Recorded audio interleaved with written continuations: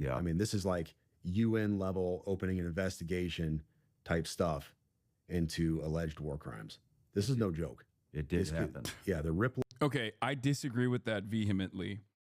The United Nations opening up an investigation to American war crimes is basically a joke. Hello? Have you not been around for the last year? Yeah, I did say that. That was funny. All right, let's hear what he had to. Let's hear what this podcast looks like from Shawn Ryan now.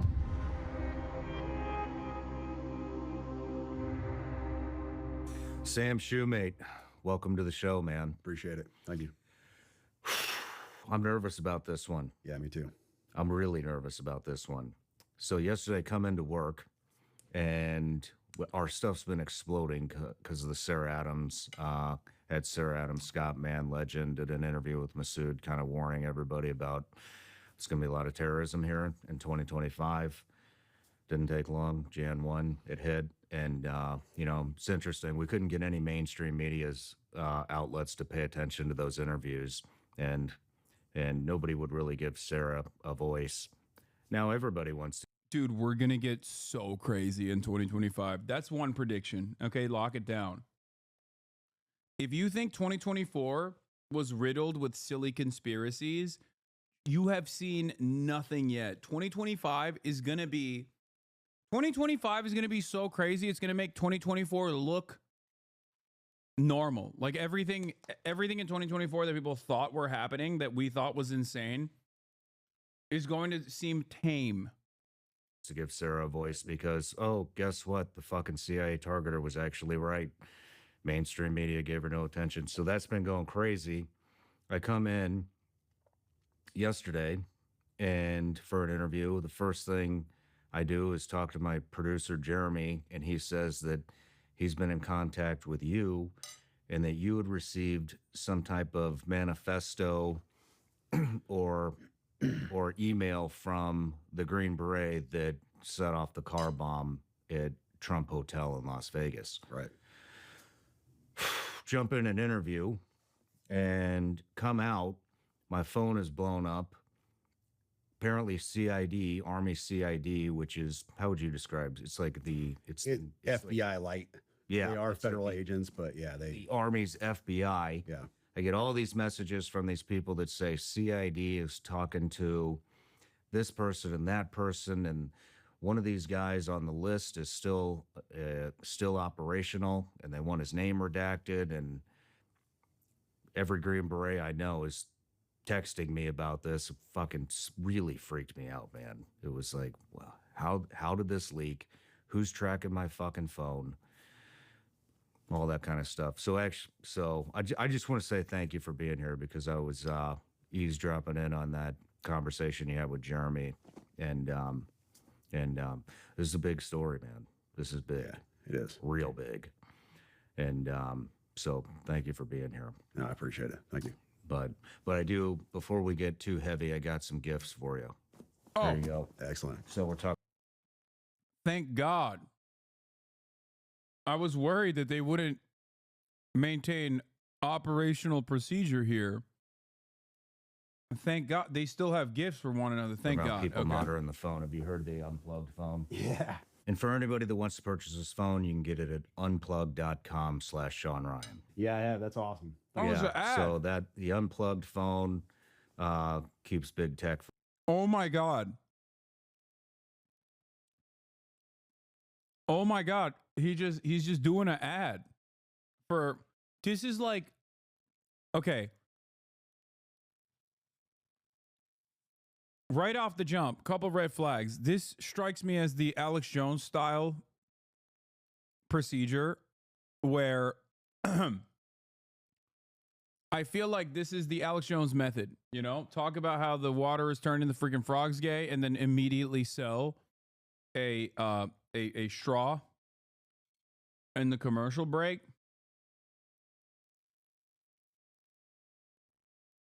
I feel as though this is basically exactly that.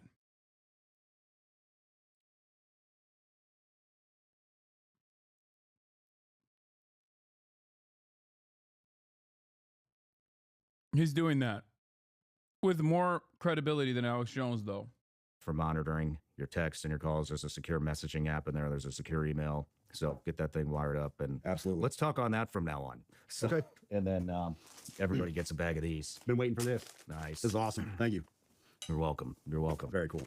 But all right, let's dive into it. This is going to be kind of tough. I didn't have, like I said, I was interviewing yesterday, so we're kind of winging it here. Yeah. But, so before we jump in, I just want to say a couple things about today, and we're not necessarily validating what came in on that email. There's some pretty alarming stuff that came out in the email about the drones that we're seeing on the East Coast and some capabilities that China has, some capabilities that we have, some activity that went on in Afghanistan in 2019, which actually we do have news reports that is valid.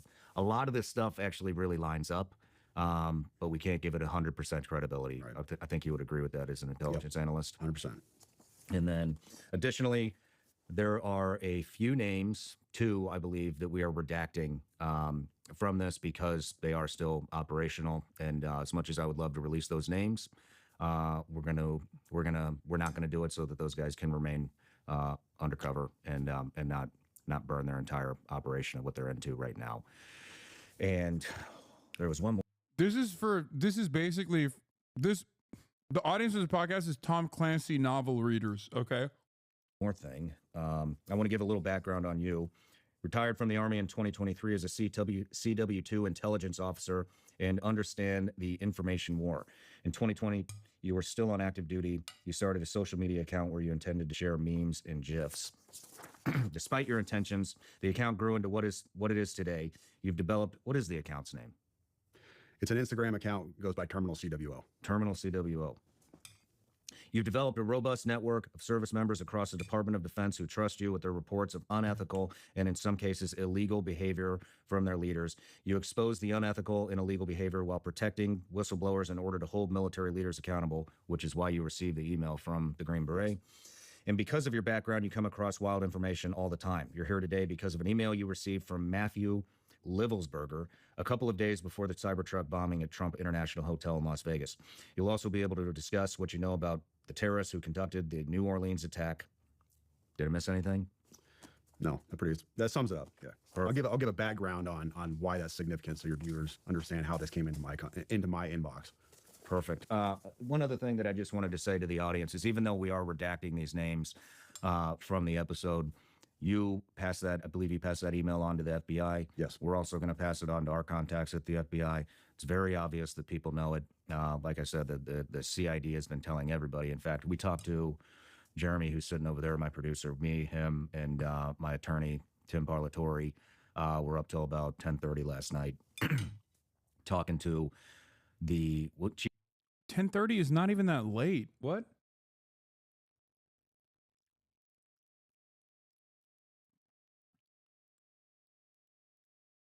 Is he one of those like early risers? Is that what it is? Is this Sigma grind set?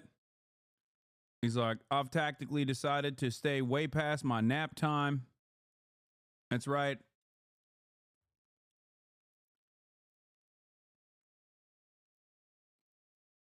We decided that it was we decided that it was important and pertinent for the public to have access tactically to this knowledge that we have ascertained as verifiable evidence of a mass plot happening. I'm never going to stop tactical. I'm never going to stop cop speak. I love it too much, and I need to get better at it because I feel like if I do tactical speak, maybe I can get out of a ticket or something. Chief of Staff? The Army Chief of Staff PA. The Army Chief of Staff's POA took a major interest in this as well. And, you know, one of the things that he said, I'll wait till later to bring that up, but I don't know. I don't trust any of these people. I mean, public affairs officers are there to... I'll keep my mouth. Yeah, closed on this create... one. Yeah. Create... PAO is there to protect the command. Yeah. 100%, nothing Yeah. else. Yeah. They're not there to shed transparency on anything. They're there to protect the command. Let's recreate what the story is. But And you know what's interesting? Fuck it, I'm just going to say it. You know what he said? He goes, on the call, he said, I didn't talk to him. I didn't want to talk to him. So add them talk to him. He said, between me and you guys, this guy's DNA didn't match his son. And made it sound like it's some big secret. Then at 9:34 p.m., I think it was 9:34 p.m., the New York Post had a headline that said that this guy's, so they're trying to make it sound like this guy did this because maybe he found out the son wasn't his. But there's a lot more to the story, as you'll find out. So, Yeah. So let's go to you, Sam. Tell me how you got the email? All right. So for context, I've run this account for the last 4.5 years. There have been people in and out writing articles and different stuff and just investigations, some big, some small, just trying to keep accountability in the military, but developed a robust network within the military, all branches, and people feed into this and send me messages and here and there. Nothing ever like this has ever come in. But well, it started off as comments. So when you have a big Instagram account, you're going to miss a lot of messages because people message, go to hidden messages and everything else. You miss a lot of stuff. Well, I kept seeing this comment on recent posts that I put in there, and it was from this burner account that said, hey, check your DMs, check your DMs, check your DMs. So I go in there and try to find it. There's no message from this guy, hadn't come through or whatever. And then he messages again once that message was opened up. Are you telling me an operator who spent most of his time overseas had a wife who had sex with another man? Oh my God. What a random and unique tale. What? That's crazy.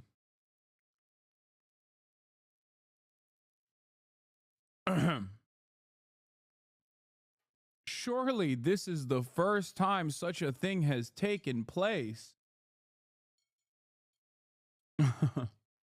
Up. And I said, hey, your previous messages haven't come through. What do you want to tell me? And he said, what I'm going to send you, now these are literally his words, what I'm going to send you is going to change the course of humanity. That was his phrase, change the course of humanity. Okay, a little bit dramatic. I get these messages all the time. People have this big story they want to tell. They want to expose their command, whatever. I take everything with a grain of salt until I have evidence and proof. So this guy is insistent. He tells me that he is a 18 Zulu who I've spoken to before, and he really needs to get this stuff to me. And then he talks about you. He says, I need you to get me in contact with Shawn Ryan. I'm like, dude, I don't know Shawn Ryan. I'm not that big. But he's insistent that I get him diverted to media sources, says go to Fox News, whatever else. And I said, all right, tell me what you got. So I give him my Proton email account, give him my signal number. And he reaches out immediately. And I'm going to read this initial message for you because this doesn't have names or anything else on it. But this was his message on Sunday. He reached out and said, like I said, this last Sunday, he said, sending with a VPN active on Wi-Fi only. Do not message me. I will send out updates via both Signal and email, but trust me, you're going to want to be involved. Well, first of all, no, I didn't want to be involved. Anyways, and then, so I didn't message. I responded back to his original Instagram message, and I said, hey, I got your message on Proton Mail. And he said, cool, delete this. So I deleted it. That's how I ended up getting this message on Tuesday. So the message that this right here, this manifesto, if you want to call it that, came in on Tuesday. And when I started reading this, my initial take was, okay, this is off the deep end. It's bonkers. I can't validate or verify any of the stuff in this manifesto. Mm-hmm. And I told him that in a subsequent email. And I'll read that to you later, my response to him. And once again, my response to him elicited, hey, get me in contact with Shawn Ryan, Fox News, and he even said Pete Hegseth. Get me in contact with Hegseth. And I'm like, dude, I don't have the incoming Secretary of Defense's phone number. Sorry, bro. That's the last time I talked to him. Sean's like, I do. So yesterday morning. What date was that? That was Tuesday. That was this Tuesday. So we're Friday now. That was 3 days ago. So the day before. 30th? Yeah, the day before the attack. I dismissed the stuff out of hand. The 31st. It was on the 31st. Yes. In fact, I posted something on it. I told your producer about this as well. But this was a post I made on Twitter. I was just trying to be humorous, off the cuff. I didn't mean anything about it. I was just being humorous for my audience. I said, my inbox was especially eventful today. Allegations of war crimes, government anti-gravity technology, and fears about being tracked and watched by the feds. It's always, the world is ending and I have this information that needs to get to the media, and never, how you doing, bro? I like that on its face, he made fun of this guy. Understandably so, because it sounds like the ramblings of a madman. But post-mortem, now that it's a big story and it lands him on the Shawn Ryan podcast, he's going to sit there and act like everything he said was totally fucking verifiable.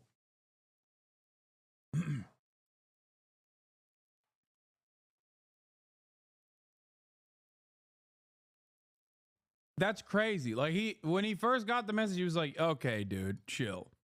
For understandable reasons. Like that is the normal first reaction to a guy who's like, only us in China have access to like alien style anti-gravity technology. And it's the Chinese that are launching drones on the East Coast.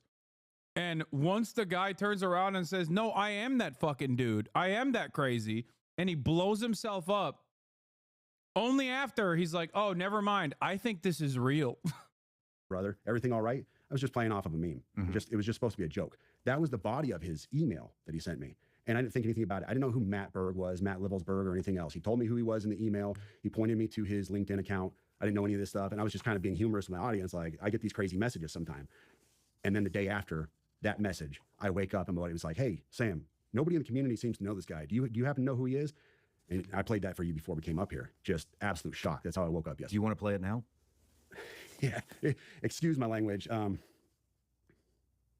I was definitely in shock. Let me find this chat. So, You know, while you're digging through that, you know what we should do? I should get that Instagram account from you to see if they messaged any of our Instagram accounts. And we should also get that I email don't have it. I address. deleted it. You deleted it. He told me to delete it and I deleted it. Okay. Yeah. We should also get that email address and see if they sent it into the sent it in through the website and see if he tried to contact us. Get that to the FBI.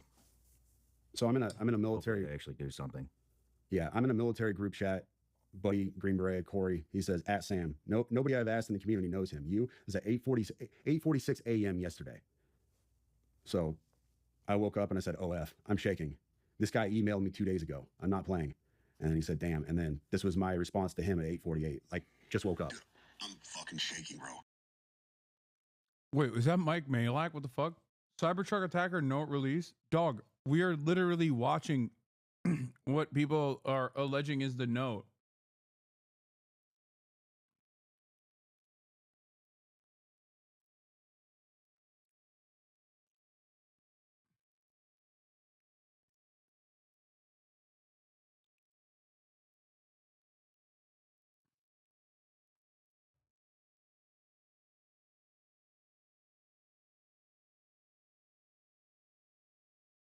This is the manifesto. The note is something else. Wait, there's a note. I saw on TikTok. Oh my God. You don't understand. This guy emailed me and told me he was being watched by the FBI and Homeland Security, but they weren't going to do anything to him because he had a VBID. I'm not fucking playing, dude. I have the email. I am shaking, man. This is nuts. And it goes from there. And I sat there for probably an hour talking to my wife. I'm shaking. I can't even think straight. Like, normal day shot. And I didn't know what I want to do. Do I sit on this? Do I do nothing with it? I've got to tell somebody. I've got to tell the FBI at least, because this is huge. This is all over the news. And then I was like, well, dude, this guy wanted to get in contact with Shawn Ryan. So let me get this to Shawn Ryan, see if I can get with him. And That is amazing. He's like, yeah, I'm shaking, thinking, who do I get in contact with? And I think to myself, got to give this to the FBI. But then I'm like, no, fuck the FBI. Shawn Ryan is the guy.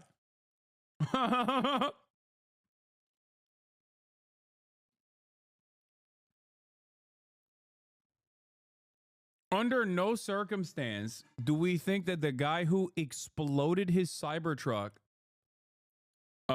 could potentially be mentally not all there.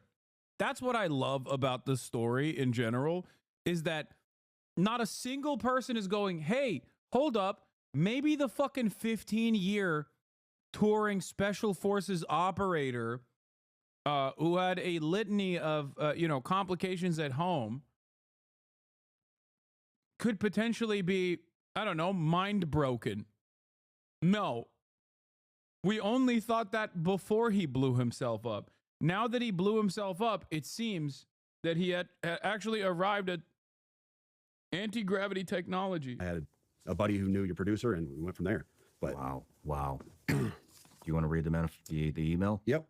So this email came in on December 31st at 10:42 a.m. That is Tuesday. He said, in case I do not make it to my decision point or onto the Mexico border, I am sending this now. Please do not release this until 1 January and keep my identity private until then. First off, I am not under duress or hostile influence or control. My first car was a 2006 black Ford Mustang V6 for verification. What we have been seeing with drones, he puts that in quotes, he says drones, is the operational use of gravitic propulsion systems powered aircraft by most recently China and the East Coast, but throughout history, the US. Only we in China have this capability. Our OPSEN, that's Operation Center, our OPSEN location for this activity is in the box below. China has been launching them from the Atlantic from submarines for years, but this activity recently has picked up. As of now, it is just a show of force, and they are using it similar to how they used the balloon for SIGINT and ISR, which are also part of the integrated comm system. There are dozens of those balloons.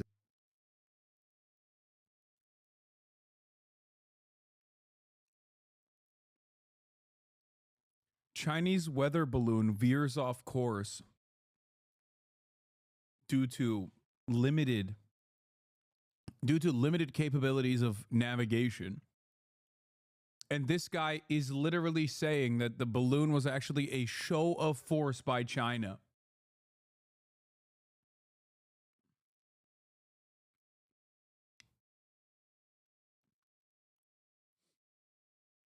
Tactical Talk is making this so epic. Yeah. Tactical Talk always makes things more epic and cool. In the air at any given time. The so what is because of the speed and stealth of these unmanned aircraft. They are the most dangerous threat to national security that has ever existed. They basically have an unlimited payload capacity and can park it over the White House if they wanted. It's checkmate. U.S. government needs to give the history of this, how we are employing it and weaponizing it, how China is employing them and what the way forward is. China is poised to attack anywhere in the East Coast. I've been followed for over a week now from likely Homeland or FBI, and they are looking to move on me and are unlikely going to let me cross into Mexico, but won't because they know I am armed and I have a massive VBID. Let me pause right there for a second. So he saes a massive VBID. When I was talking to the FBI yesterday, they didn't know what a VBID was. I had to explain what that acronym meant, literally. You fucking serious? Dead serious. I said it twice and he goes, you said that word. Are you serious? They didn't know what a vehicular borne improvised explosive device means? These goddamn lawyers, I hate the FBI. They're not the doorbusters like we are. Yee. Goddamn suits. It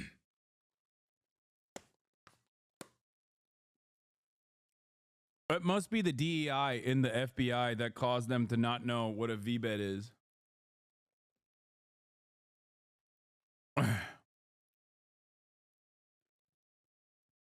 God damn it. I'm pissed off. These freaking suits, man. They're all lawyers, the lot of them. They don't know how to do real work, real operator work. Unlike my boy Matthew Leifesberger. VBID. Can you tell me what that is? For your audience, a VBID, for your audience who has not been in the GWOT for the last 20 years, a VBID is a vehicle-borne improvised explosive device.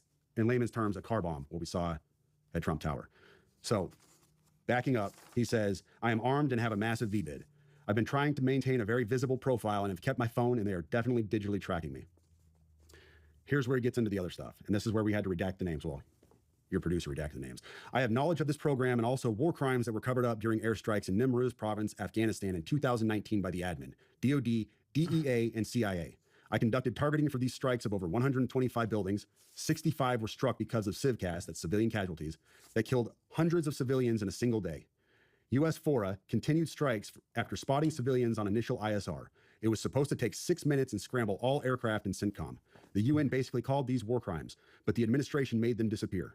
I was part of that cover-up with U.S. FORA and agent, redacted, of the DEA. So I don't know if my abduction attempt is related to either. I worked with, redacted, IO staff on this as well as the response to Bala Murghab. Redacted commander at the time, redacted can validate this. You need to elevate this to the media so we avoid a world war because this is a mutually assured destruction situation. Then he says, for vetting, my LinkedIn is Matt Berg or Matthew Littlesberger, an active duty 18 Zulu out of 110, that's 1st Battalion 10th Special Forces Group. My profile is public. I have an active TSSCI with UAP, USAP access.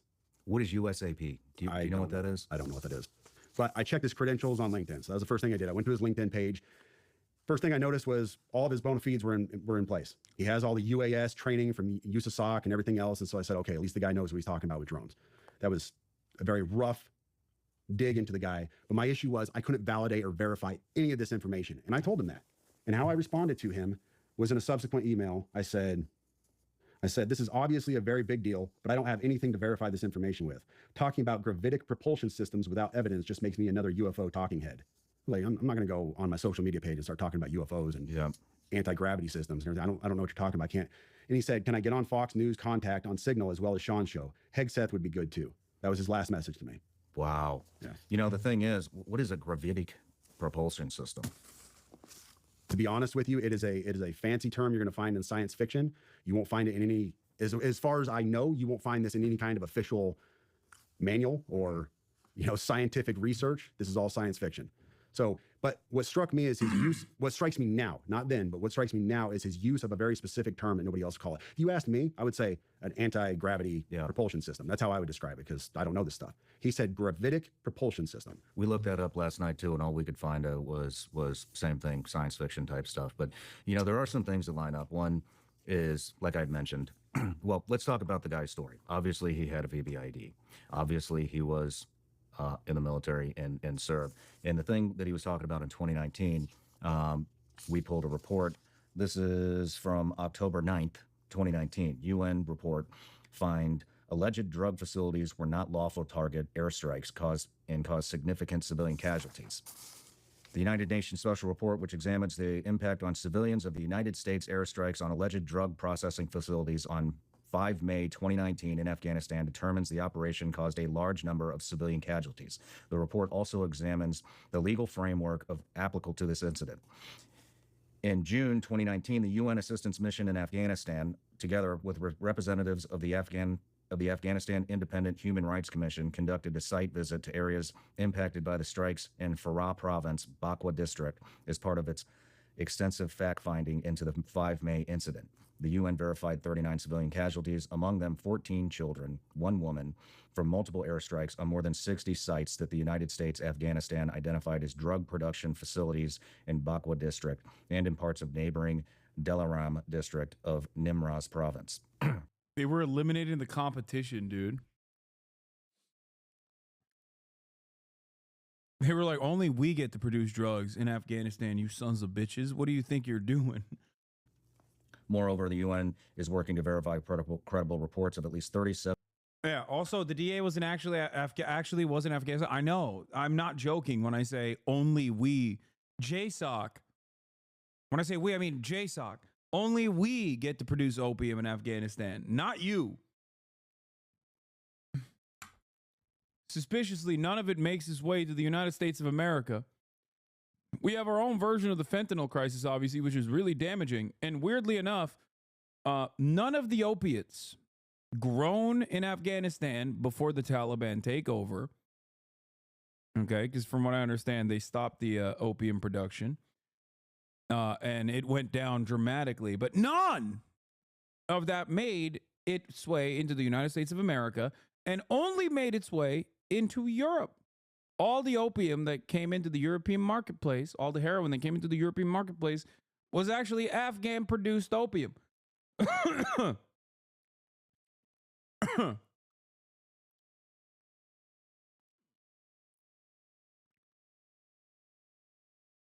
So, having said that,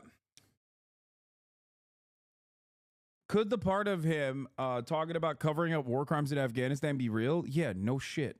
I do think that it's probably real, because that part is like adding on additional seasoning to a completely improvised, insane conspiracy theory and then ending it with, and I drove a car. That is so commonplace and so normal that it is the same as him saying, to verify, I also have, my first car was a Mustang V6 in 2006. It's like, yeah, I get that.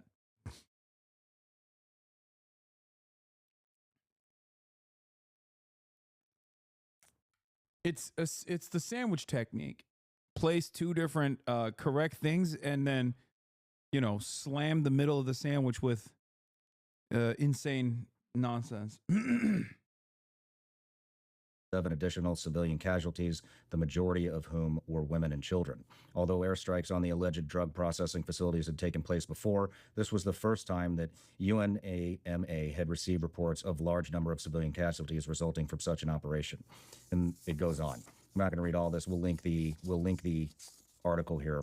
But so that 100% lines up. The other thing, you know, that really struck me is, like I'd mentioned, after our phone call, I jumped in an interview. After the interview, If we find out that GravTech is there and that's what the orbs are, you're so cooked, bro. I mean, dude, I'll gladly say I'm wrong. So you believe this part, but not his work on drones and what he's seen?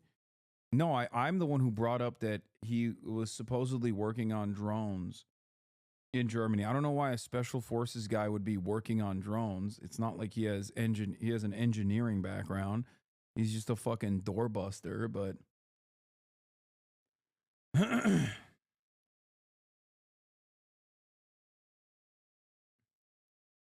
checked my phone, and I had several Green Berets, former Green Berets, one still active. Actually, I'm just going to say it was Tim Kennedy. this guy, wait, he just keeps revealing. He's like, I'm not going to say it. Fuck it. I'm going to say it. Tim Kennedy. Sent me a message late last night about 9 p.m. and said, hey, I should have brought my phone up here, but hey, basically that the use of Didn't Tim Kennedy just recently get outed for just like also being a fabulist? It's so funny because like virtually all these guys that write books about like their exploits almost always come out to be lying.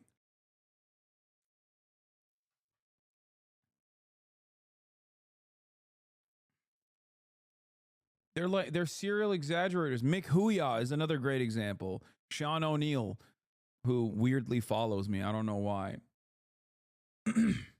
SOC wants to give me more context on what had happened on this guy. And so first I wasn't going to take the call because I don't trust the government anymore. I don't think anybody does. But I was on the phone with my producer, who was a naval surface warfare officer, and my attorney, Tim Parlatore. They said we should talk to him. So I called Tim, was really pissed off, reamed his ass about it, and then later apologized. But, you know, I think you said you had mentioned that you had received a message from somebody that says nobody's heard of this guy. Tim sent me a picture of him shooting with this guy. And I don't know if I should release that photo or not, but Tim. He's like, but I don't give a shit. Tim basically told me this. So I got the POA's number, the public affairs officer, sent it to Jeremy and Tim. He talked to them.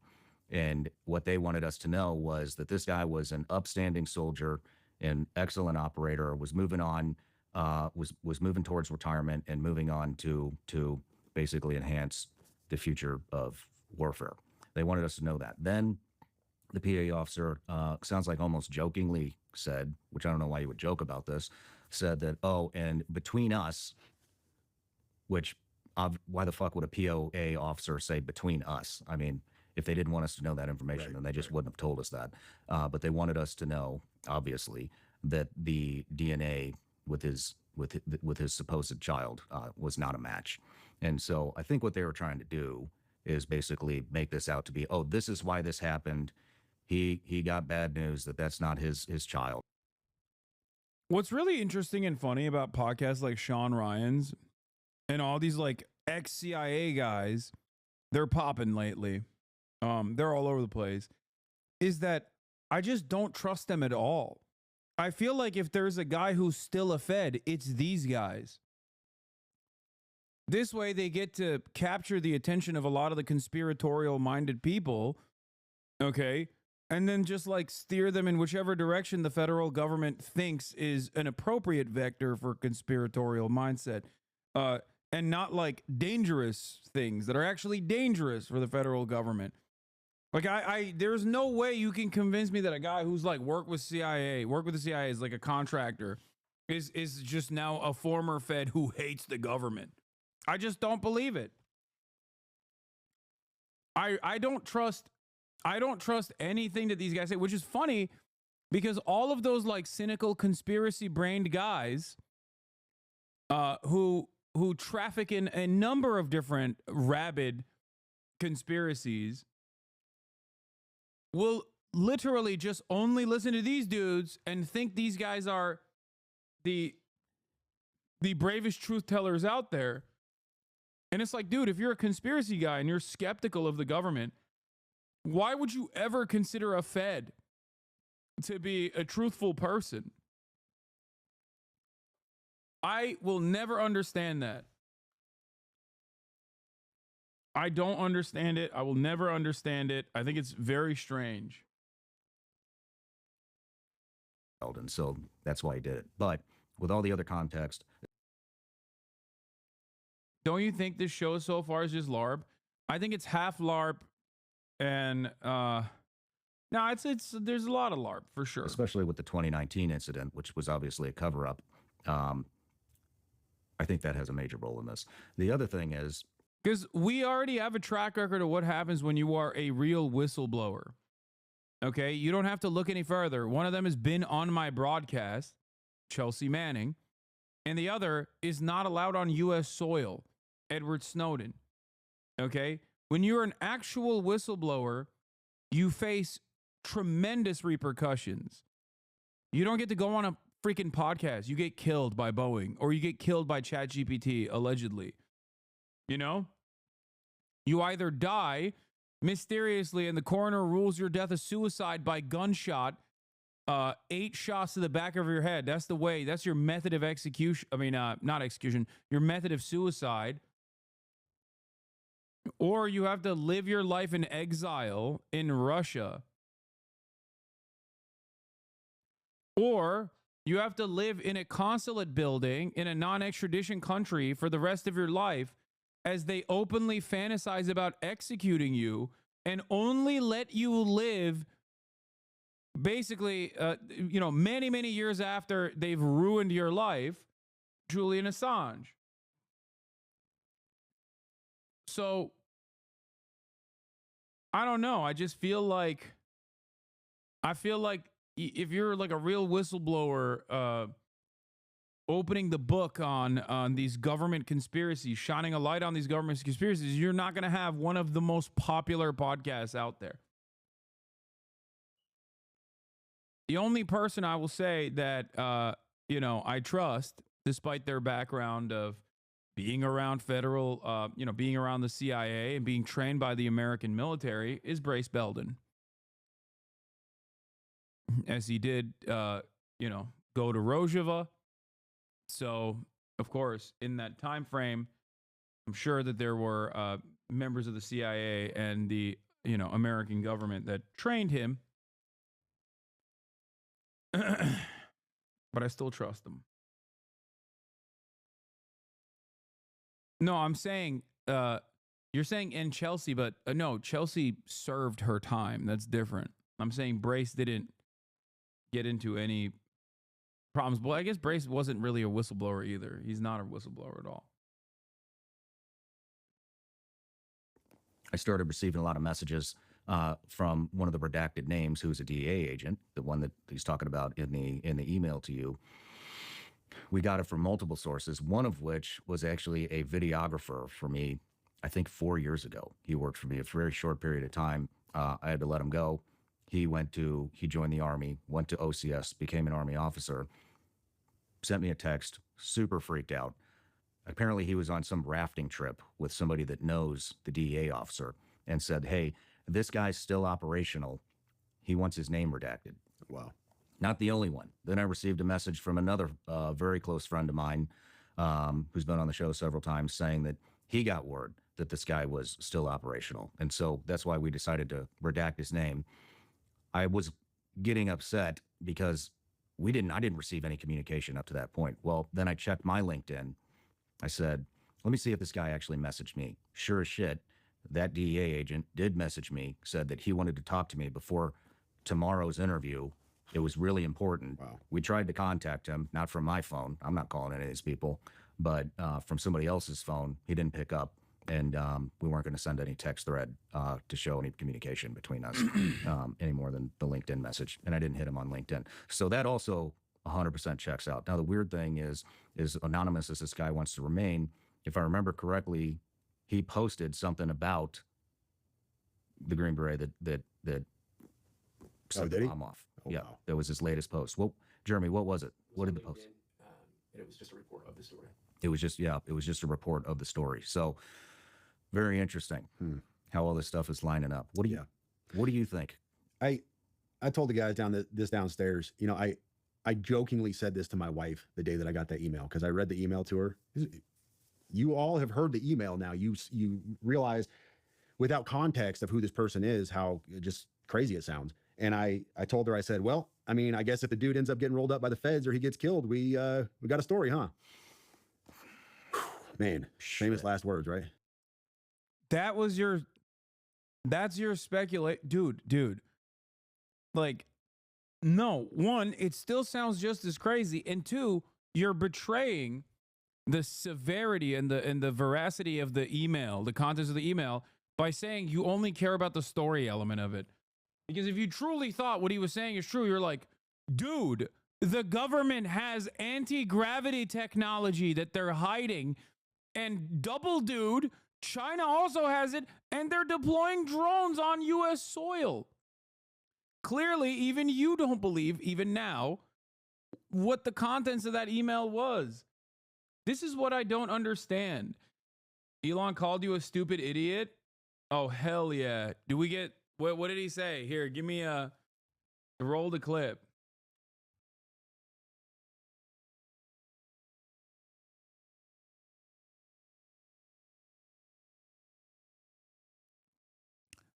So, yeah, Shawn Ryan is the number one place for kinetic podcasting. Okay?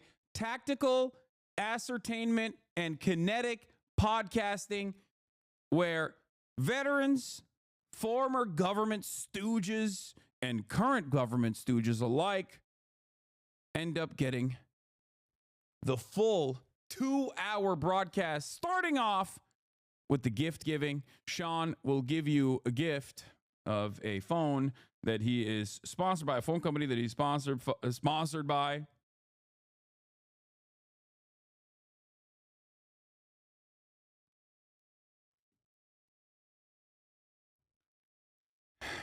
And then, they get to it. They do some tactical bootlicking. Exactly. Tactical booty licking and also tactical bootlicking. So,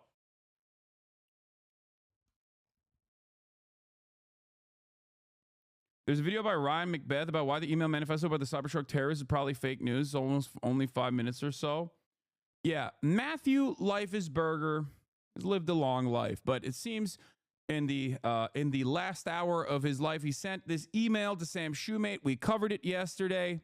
I'm going to go back into it, but I want to start off by looking at the email real quick. This is the way that Shawn Ryan talked about his podcast that came out. I urge everyone to dedicate at least 45 minutes to fully grasp the details that have unfolded over the past few days. This episode takes a deep dive into the manifesto, an email sent to Samosor by Matt Leifesberger himself.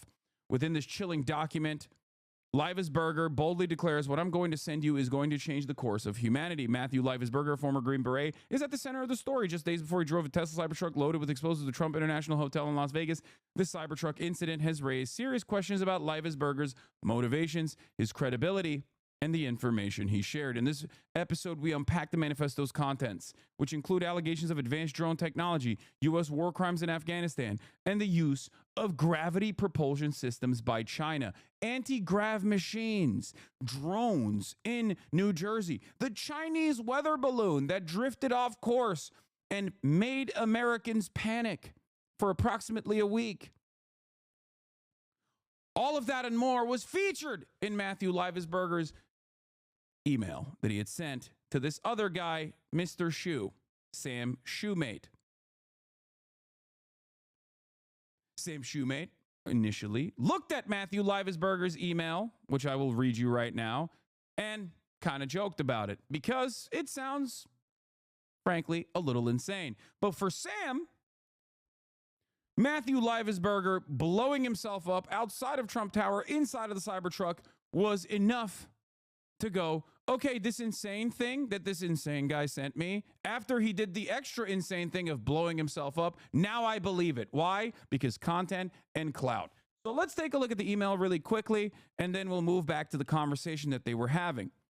Now, Matthew Leifesberger did something in this email that I called the sandwich technique, okay? The bread that you use, the burger technique, if you want to call it that, is truth, insane stuff in between, and then more truth, likely, potentially likely truth. Okay? In case I do not make it my decision point or onto the Mexico border, I am sending this now. Please do not release this until 1st Jan and keep my identity private until then. First off, I am not under duress or hostile influence or control. My first car was a 2008 Black Mustang V6 for verification. What we have been seeing with, so that this part is like the truthful part, right? What we have been seeing with drones is the operational use of gravitic propulsion systems, powered aircraft by most recently China in the East Coast. But throughout the history, the U.S., only we and China have this capability. Our OPSEN, Operation Center, location for this activity is in the box below. China has been launching them from the Atlantic from submarines for years, but this activity recently has picked up. As of now, it is just a show of force, and they are using it similar to how they use the balloon for SIGINT and ISR, which are also part of the integrated comm system. There are dozens of these balloons in the air at any given time. The so what is because of the speed and stealth of these unmanned aircraft. They are the most dangerous threat to national security that has ever existed. They basically have an unlimited payload capacity and can park it over the White House if they wanted. It's checkmate. USG needs to give the history of this, how we are employing it, and how we are weaponizing it, how China is employing them, and what the way forward is. China is poised to attack anywhere on the East Coast. I've been followed for a week now from likely Homeland or FBI, and they are looking to move on me and are unlikely going to let me cross into Mexico. But I won't, because they know I am armed and have a massive VBIED, which is code word for vehicle-borne improvised explosive device. I have been trying to maintain tactically a very visible profile and have kept my phone, and they are definitely digitally tracking me. Okay, this is like signs of paranoid schizophrenia, in my opinion. Okay. I have knowledge of this program and also war crimes that were covered up during airstrikes in the Nimruz province in Afghanistan in 2009. So we're back to like the truth now. Okay, likely the truth. By the admin, DOD, DEA, and CIA, I conducted targeting for these strikes of over 125 buildings. 65 were struck because of CivCAS that killed hundreds of civilians in a single day. U.S. FORA continued strikes after spotting civilians on the initial ISR. It was supposed to take 6 minutes and scramble all aircraft and CENTCOM. The UN basically called these war crimes, but the administration made them disappear. I was part of that cover-up with U.S. FORA and Agent Bleep of the DEA, so I don't know if my abduction attempt is related to either. I worked on General Miller's IO staff, as well as the response to Bala Murghab. AOBS commander at the time, Bleep, can validate this. You need to elevate this to the media so we avoid a world war, because it's a mutually assured destruction situation. For vetting, my LinkedIn is Matt Berg or Matthew Liefesberger, an active duty 18 Zulu out of 110. My profile is public. I have an active TSSCI with UAP and USAP access. Do not message me. I will send out updates via both Signal and email, but trust me, you're gonna want to be involved. 18 Zulu, signing out. So, my initial assessment on the on the guy, and also Shawn Ryan in general, is that I don't think you're going to ever find some real damning truths about whatever is happening within the American government by the likes of Shawn Ryan or on his show. Ironically enough, Shawn Ryan also has claimed that he might be under threat for revealing this information. Okay? Where was it? He tweeted out something along the lines of with the weight of the baggage America is carrying within its borders, I can't help but wonder, when the baggage becomes too full, will America be able to recover, or have we already reached that point? He basically tweeted out something like, I'm under threat. Hey man, this is an activity duty Special Forces TM Sergeant out of 10th. I want to blow the whistle on our activities in a certain place. I'm willing to sit down with you on the 31st in Flagstaff or do it remotely via phone. Must be done before the 31st as I'll be leaving. You know what's really funny? Okay. Shawn Ryan probably gets at least 1,000 emails like this a day, which is precisely the reason why when he saw this email, he did not respond to it. I'm rather shocked at the lack of loyalty and military conditioning of American service men and women. Where is their sense of loyalty and discipline? Yes, the U.S. has a mental health pandemic. The U.S. military seems to have very serious loyalty and discipline problem. Too many of them have gone rogue. What are you talking about? What?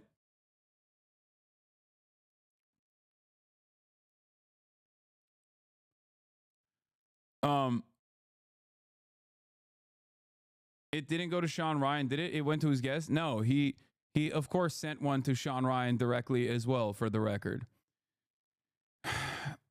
Of course, what's funny to me, at least,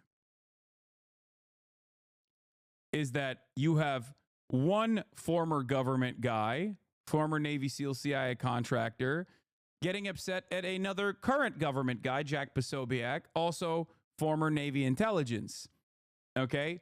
Jack Posobiec immediately runs into the story headfirst and says, spoke with an Army friend who served with Matthew Livesberger in Afghanistan. Says the email story about the war crimes in 2019 is totally made up, that they didn't even have strike authority like he's talking about. Now, it's interesting because I think that this is like varying degrees of PSYOP, where you have Jack and Wokeness Posobiec, who is a Navy intelligence guy, participating in, the more basic types of PSYOP divide and conquer initiatives. And then you have the Shawn Ryan guy who has to maintain his veneer as an anti-government guy, but then sometimes, almost always, ends up landing on the side of whatever initiatives the government wants you to pay attention to.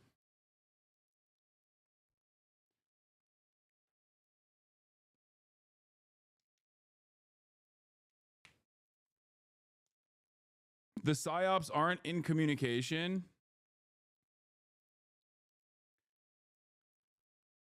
Anyway.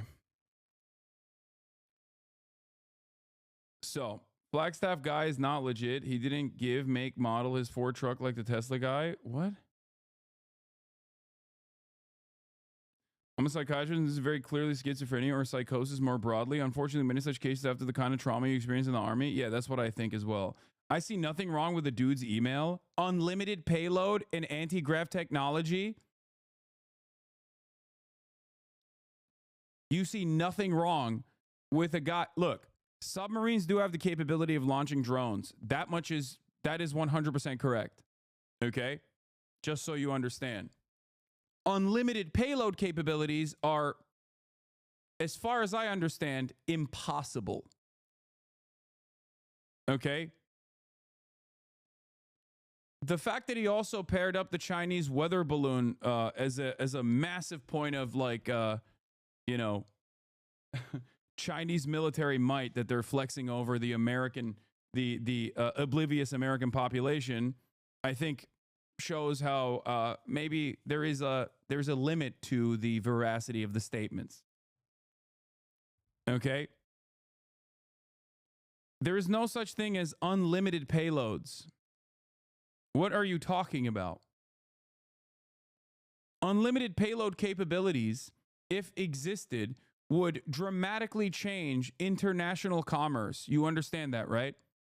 Like, it would change the world. Unlimited payload capability means that you can, first of all, it's theoretically impossible, okay? But also would imply that there is no, like, you can put 700 tons payload, okay, on a drone maybe the size of a minivan. Like, it doesn't, that's not a thing.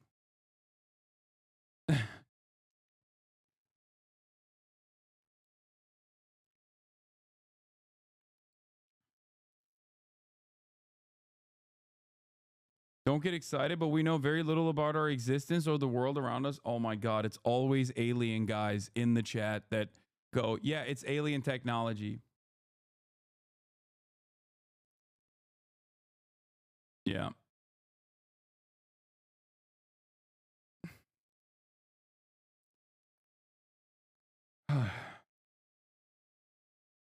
Yeah. Anti-grav technology and unlimited payload would be life-altering information, okay? Life-altering technological developments that undermine things that you know about gravity, okay? Things that we understand. It would literally, it would change the world.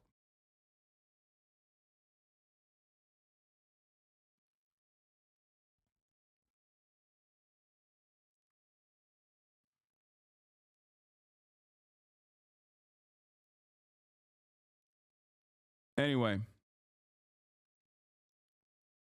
it would change everything we understand about the world and just like scientific discovery in general. I mean, anyway, let's just keep going. Look, maybe he was exaggerating on the unlimited payload. I still think it's I still don't agree that it's like likely Chinese drones off the East Coast. One of my one of the statements I made about this last night was, while I love entertaining conspiracy theories like this, I said, call me crazy, but I don't think the Chinese government has unlimited payload capability anti-grav tech drones that launch from subs near New Jersey to monitor Wawas. And maybe the real PSYOP is making you think that this could possibly be why the Green Beret killed himself in the Cybertruck.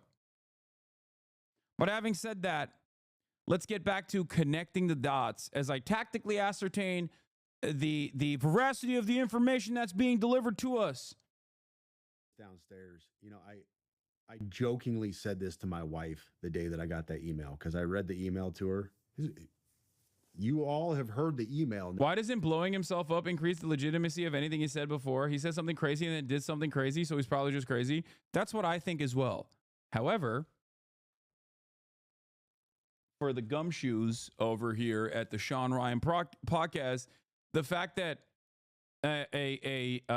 another, you know, active duty service member, most likely exhibiting a mental health crisis, killing themselves in this spectacular fashion, all of a sudden lends more credence to the arguments that he was, lends more credence to the information he was delivering. Now you realize, without context of who this person is, how just crazy it sounds. And I told her, I said, well, I mean, I guess if the dude ends up getting rolled up by the feds or he gets killed, we got a story, huh? Man, famous last words, right? Yeah. That's so I looked at, and I want to give context on one of the things. I saw this going around on social media. People were saying that his Signal chat, his safety number changed. I don't know if you saw this on X, but it was all over X. Apparently his safety number on Signal changed. He messaged me on Signal. So I went on there to look myself to see if it changed. And sure enough, it had. On January 1st, after the bombing, after he was dead, his safety number. Red flag. Red flag. Calls it X. Red flag.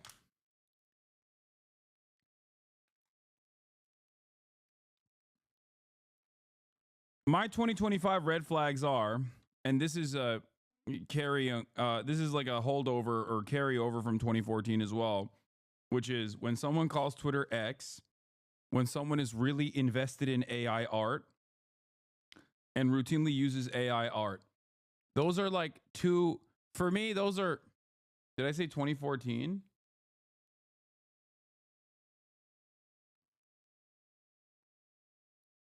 Why do I keep doing that? That's like the third time I've done that. I don't know. 2024.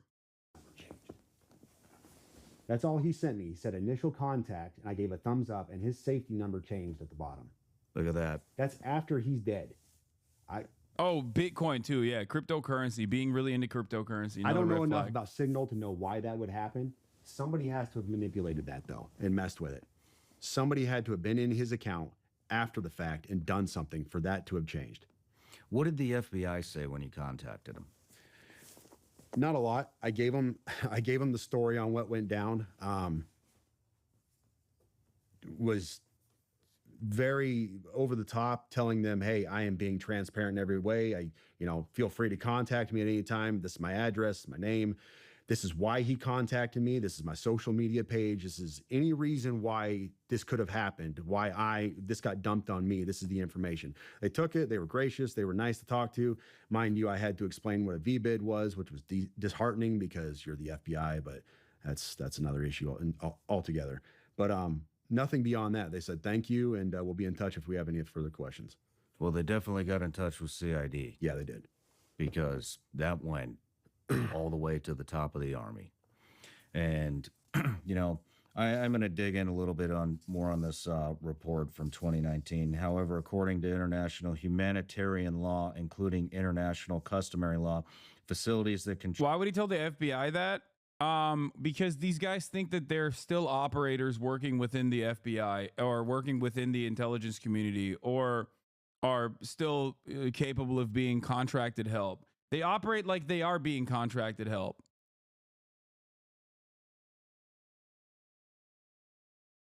I want to call each of these conspiracy theorists dodo. No, I mean, they're LARPing. They're LARPing. That's what it is. Contribute economically or financially to the war effort or of a party to a conflict are considered civilian objectives. The report jointly produced by UNAMA and the UN Human Rights Office concludes that the drug facilities associated with workers may not be lawfully made the target of attack and should be protected. The United Nations maintains that considering these objectives and individuals legitimate targets dangerously erode the fundamental principle of distinction, placing the broader civilian population. I went back and reread it. When he's talking about basically unlimited payload, he's not talking about weight or any one drone. He's talking about payload as an ordinance and unlimited by the cumulative effect of all the drones working together. First of all, payload doesn't simply just mean ordnance. Payload means payload. Okay? Payload means it can be surveillance technology. It's whatever the drone is carrying. Okay? And it doesn't matter. Ordnance or not, it's impossible for it to be unlimited unless there is some kind of alien-style space technology out there, anti-gravity technology.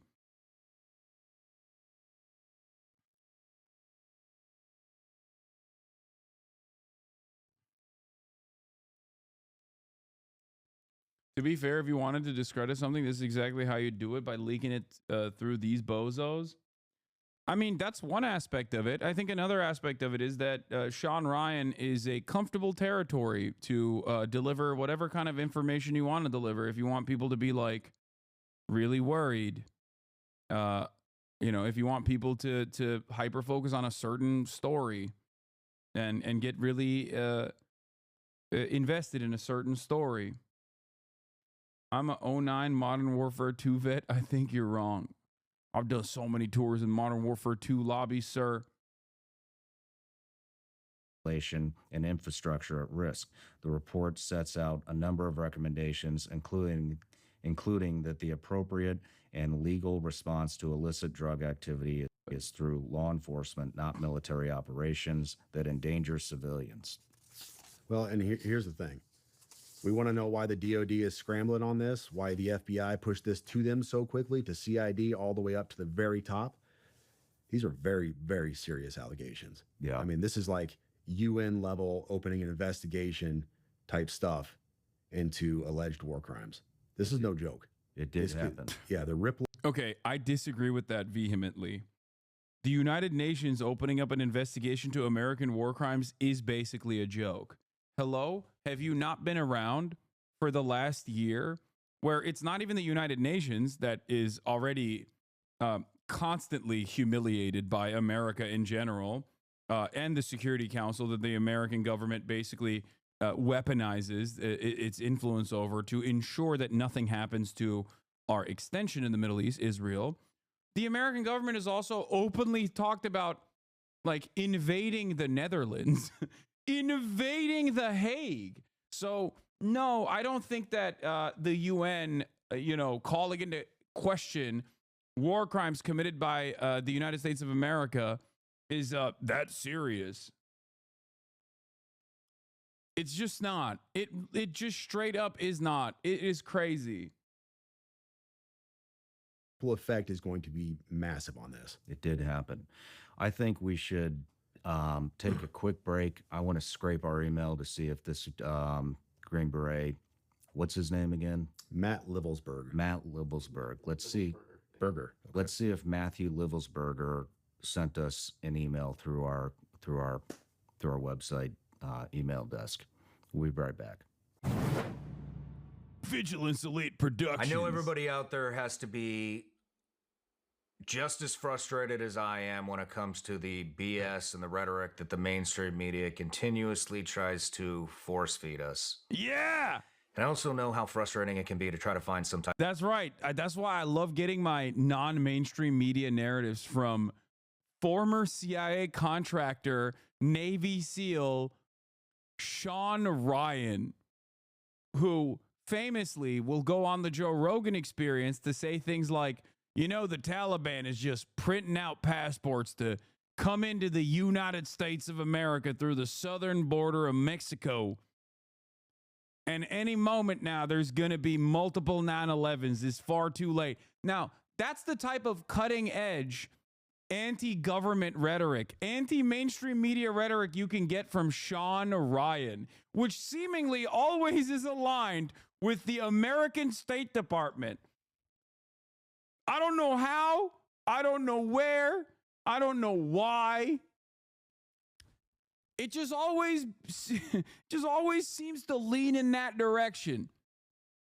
The exposés of the war crimes or the crazy stuff that's happening behind the scenes in the American government is virtually never actually subversive. It's never really antagonistic. It just always happens to be like, oh, there were some war crimes. That's really serious stuff. You know, America takes its war crimes seriously. It's probably might be a whistleblower type situation. I'm going to call Ryan right now, little bro. This is slander. Look, all I'm saying is I've had more real whistleblowers and more real enemies of the American state on this Twitch stream than he has on his podcast. Okay? His interviewees are the likes of Pete Hegseth, who is about to be the Department of Defense Secretary, okay? He's about to be the Secretary of Defense. It doesn't get more not against the mainstream than that. Type of a reliable news source. It's getting really hard to find the truth and what's going on in the country and in the world. And so one thing we've done here at Shawn Ryan Show is we are developing our newsletter. And the first contributor to the newsletter that we have is a woman, former CIA targeter. Some of you may know her as Sarah Adams, call sign Superbad. She's made 2 different appearances here on the Shawn Ryan Show. And some of the stuff that she has uncovered and broke on this show is just absolute. WikiLeaks did this years ago. Still nothing. What is he on about? No, that's what I'm saying. It's like the real disruptors, okay? The real disruptors, the real like whistleblowers, okay? They don't get to go on the Shawn Ryan podcast. They don't get to have a Shawn Ryan podcast. They're in exile or killed or suffer severe penalties like Chelsea Manning did. Okay? That's it. They go to prison. Like they either go to prison for a very long time or they get killed. Or they are in a non-extradition embassy, like a non-extradition country's embassy, locked away as the American government, including the likes of Hillary Clinton, like openly talk about assassinating these people like Julian Assange, and only are allowed to leave once they've been thoroughly punished. Once they've learned their lesson, you know? Absolutely mind-blowing. And so I've asked her if she would contribute to the newsletter and give us a weekly intelligence brief. So it's gonna Okay, yeah. This is to freak out your grandpa, okay? That's what this is. This is to freak out your grandparents or your dad, to be like, yeah, there's a real threat anywhere. This is why we must defend the DOD. We must give more money to the American military, sir. I'm also subversive. I'm anti-government. Okay, I'm an anti-government kind of guy. But also, we have to keep giving the military more money. Is raw and uncut. This is as close to the set as you can possibly get. You can expect anything from the What is happening? Is what we got. He actually did email us. This came in on December 29th, 2024 at 10:17 p.m. Emailed through the support desk on Shawn Ryan Show. This is for people who think Tom Clancy novels are real life. This is podcast. This is the podcast version of a Tom Clancy novel. If you don't want to read, and if you don't want to buy an audiobook, you watch the Shawn Ryan podcast and you fantasize about it being real. Okay. And it bricks your brain further. .com. And by the way, all these emails will be posted on my ex account, Shawn Ryan 762, and your ex account. Same as her. I gotta All right, pee. here's the message traffic. Hey man, this is an active duty SFTM sergeant out of 10th. I want to blow the whistle on our activities in a certain place. I'm willing to sit down with you on the 31st in Flagstaff or do it remotely via phone. Must be done before the 31st as I'll be leaving. So we'll be sending this to the FBI as well. Love your contact. I'm also gonna hit some people I know over there, but I just, these people don't always talk. So Yeah. I think it'd be good to keep some continuity here. But so we did receive an email. What was this guy's? You deleted the message. The Don't know. burner account on there, I did. He told me to delete it, and I did. It's a common practice. People get spooked and they want to delete it, so I do it for them. Yeah, I was going to throw that up there, but there's tens of thousands of messages in there. Yeah. I mean, it's very obvious why he did this, I think. He wanted to bring attention to the incident in 2019 that got covered up. Do you have any insight, any theories on this? So we had a running theory downstairs. I've seen all the conspiracies. I've seen all the questions about, all right, this guy is what, 20-year special forces. He just got done with team sergeant time. He's a very qualified and very capable Green Beret. Everybody I've spoken to who knew the guy prior, yesterday I spoke to several people, to include his old team leader, who's now lieutenant colonel. Said he was fine, nothing out of place. His mental state was not something that anybody was concerned about. His ex-girlfriend posted photos of him bragging about how he got a Tesla and all this other stuff. So stick with me here. Very capable guy, but he loads the Tesla up. A Tesla, which Elon Musk brags about being bulletproof, right? So this is one of his selling points. It's bulletproof. We even saw Joe Rogan shoot an arrow at it and wasn't able to puncture this thing. So he loads up a Tesla knowing that it's going to, not explode like he wants it to with fireworks and a bunch of other junk, when he can make a car bomb that's going to level this place. Here's what I think. So the PAO, the Army PAO, is saying that the body inside the cab did not match the DNA of his child. All right. We also know that there was they said he was shot by a Desert Eagle. Yeah, dude, it's not this tier 1 operator losing his mind and snapping and doing something that many veterans unfortunately also do is the not likely scenario here. What the likely scenario here is that he has uncovered the truth about a drone program that the United States of America has, that the Chinese government also has, that is going to shock the world.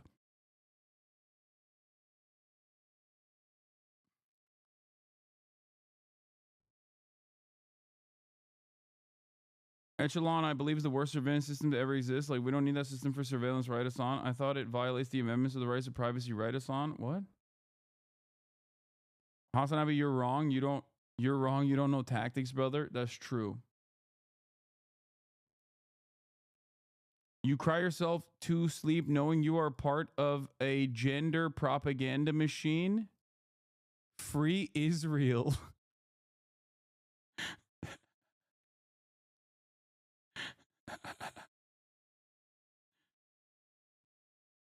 What?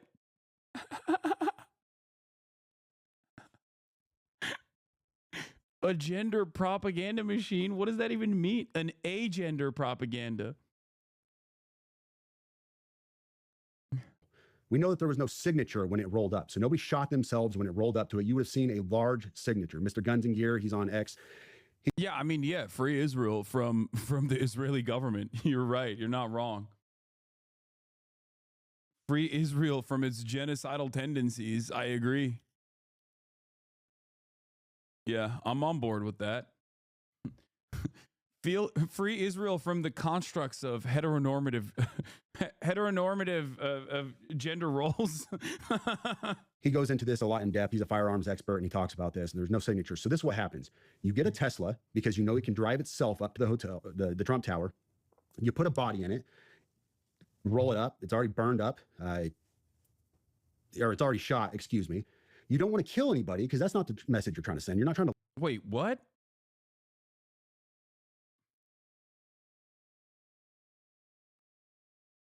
I mean, there's so many moments of surveillance in places like Las Vegas where it looks like the guy is definitely driving the car.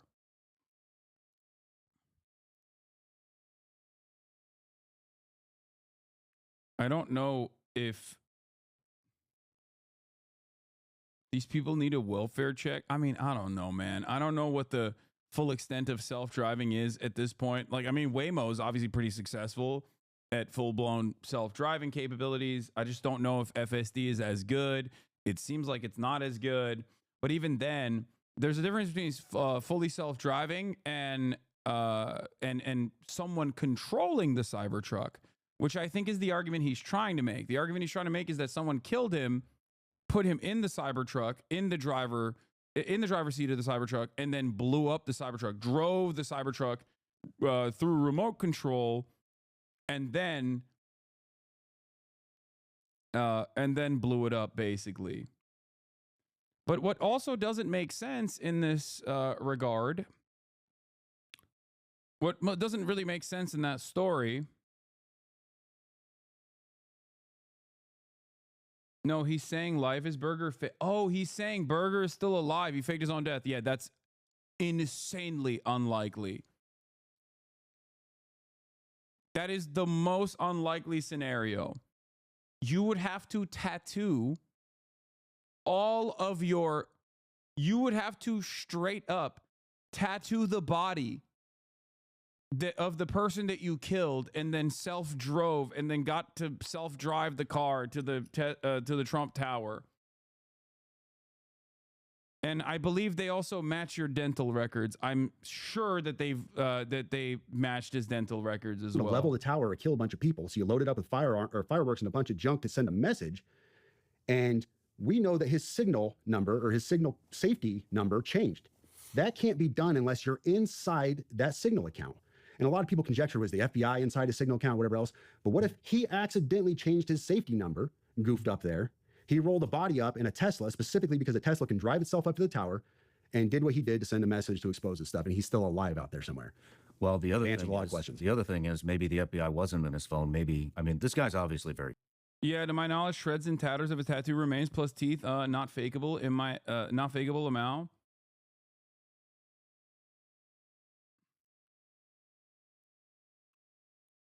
I am more inclined to believe that the government killed him, or more inclined to believe that it was he had no suicidal ideation whatsoever, and it was actually him trying to have a fun weekend in Vegas with his friends or whatever, and then there was a Cybertruck electrical malfunction that caused all of the explosive ordnance in the background that he was gonna like blow up and stuff in the desert to, you know,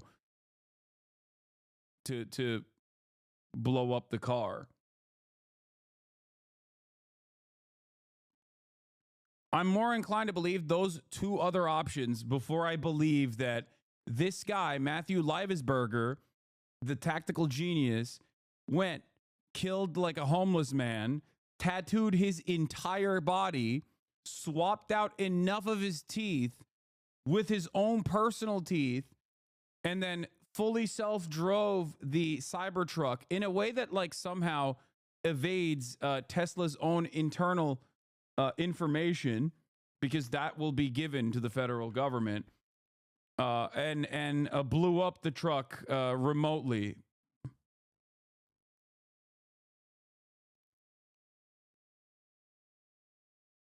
I'm kind of becoming a fan of this unrestricted delusions focused podcast. Like, can we just make anything up into a podcast? What do you think 90% of podcasts are? 90% of podcasts are this.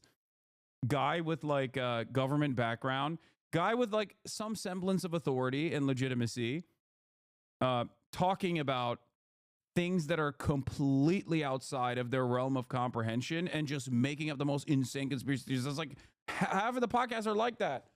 You'll have a guy. That's what the Jordan Peterson method was. A guy with like some level of institutional credibility talking about a number of different things that he does not understand at all with unimaginable confidence.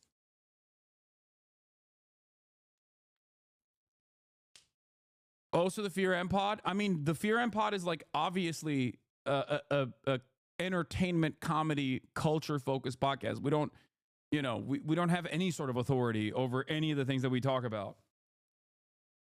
What are you talking about? As a matter of fact, most of the podcast is about how little we know about things. Very competent. I mean, he's got a TSSCI clearance for the polygraph. He's been associated with USASOC. Obviously, he was on this operation in 2019. By the way, the general in charge of that was General Miller. You'll see that in the email that we post on X later after this interview comes out. You know, maybe he changed his number on purpose and switched phones because he obviously was tipped off or conducted his own counter surveillance and caught Homeland or FBI tracking him. And so I think there's a very good possibility that that Matthew Livelsberger might be still alive. It checks, as far as I can tell, it checks all the blocks. The Desert Eagle, you know, the Desert Eagle, I mean, yeah, a little over the top firearm. But if you think about it, if he was going to kill himself or whoever was in that car was going to kill themselves, look, if I was going to commit suicide with a firearm, I would go with the biggest possible caliber of bullet that I could to make sure that it actually worked, because I wouldn't want to be sitting there choking all over myself with a fucking 9mm or something. True. So that is, as far as I know, a 50 caliber Desert Eagle is the biggest handgun caliber that you can get. And so that could play into this as well. But there's a lot going on.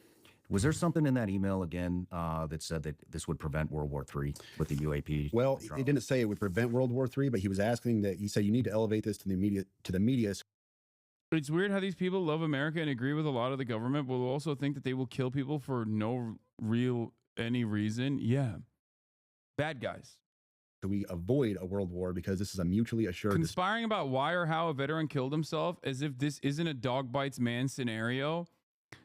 Yeah, that's the crazy part about this, is that like they're pointing to a very common, like, this is unfortunate, it's tragic, but it's so common that there's a number for it, right? The initial number was 22 veterans a day. And now I think the number is lowered down to like 14 or something. But it is so commonplace that there are organizations and initiatives launched directly talking about how many veterans commit suicide a day. And they're like, they're covering it as though this is, like a very unique phenomenon. Now, obviously the way it happened is definitely more spectacular than the average way it normally happens. He wasn't mentally disturbed. He was Oracle Patriot fighting the deep state. Yeah.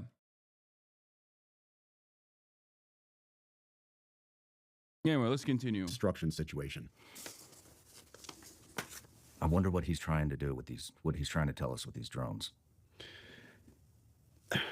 I hesitate to even get into this realm because I have no expertise in drones or just call it alien technology, UFO technology, whatever's going on here. But here's how can you have expertise in alien technology, dude?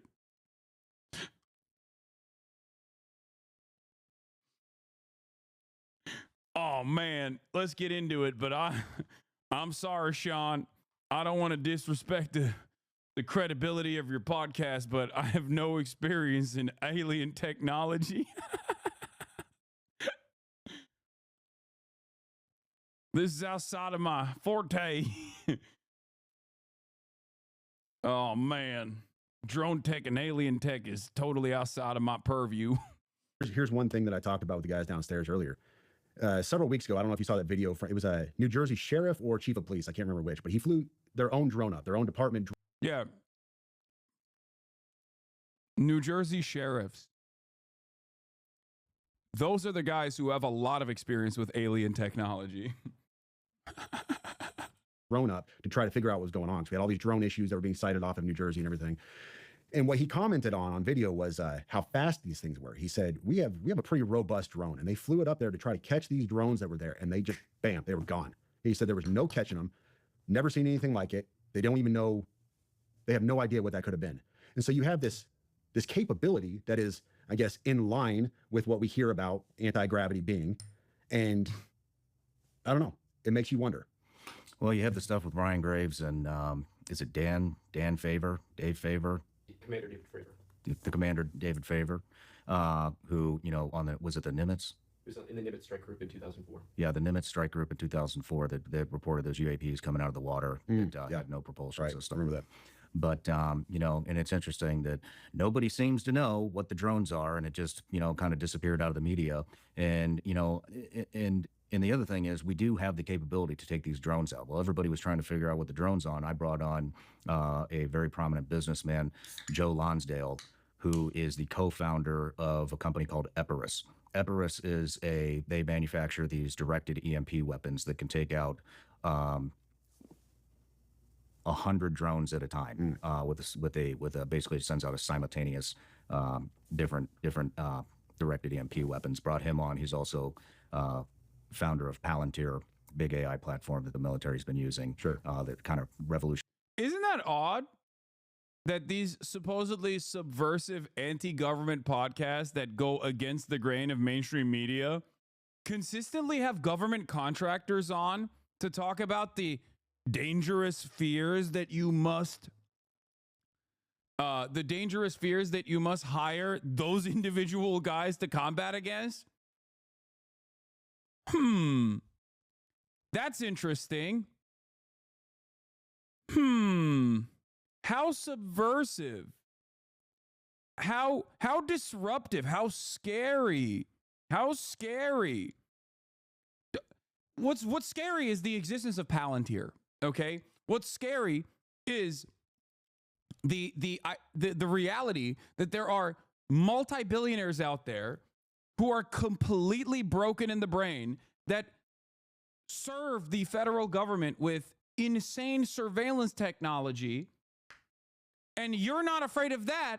You're afraid of alien drone technology. And the only way to defend yourself against that alien drone technology is with Palantir or with, you know, these EMP weapons providers that are going to become government contractors. Like, think. This is what I will never understand about all of these cynics, all of these skeptics, all of these conspiracy theorist people. They're not afraid of Peter Thiel. They're not afraid of Elon Musk.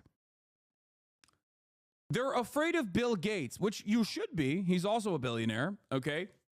But they're afraid of Bill Gates for what they suspect Bill Gates is doing when Elon Musk is doing it openly. They'll be like, Bill Gates is trying to give microchips to do mind control to me, okay, by way of the vaccine. That's why I hate that guy. But I love Elon. He's one of the good ones. Meanwhile, he's got a company called Neuralink that is literally trying to do that. And you like the guy that's trying to do that. You think the guy that's trying to do that is a hero, saving America. But then you suspect Bill Gates of doing that to you. And you hate him for it. It doesn't make sense. It does not make sense to me at all.